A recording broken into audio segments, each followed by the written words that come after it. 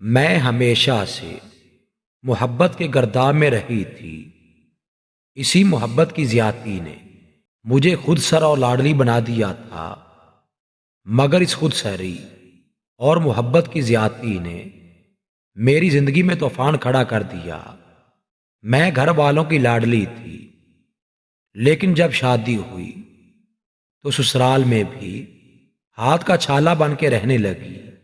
مجھے ساری دنیا کی محبت حاصل تھی، سوائے خامند کی محبت کے اسے کسی سے محبت نہیں ہوتی تھی۔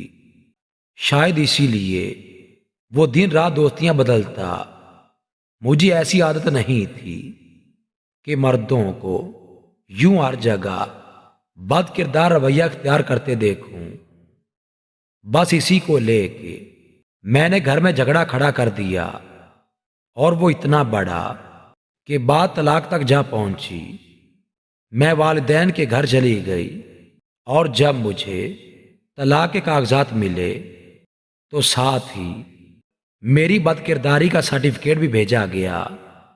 اس میں انہوں نے میرے ہر لاڑ محبت کو لفظوں کے ہتھیار سے بدل کے میری بد کرداری بنا دیا، اور اب میں اسی بد کرداری کے سرٹیفکیٹ کو لیے جگہ جگہ اپنے کردار کی صفائیاں دیتی پھر رہی ہوں۔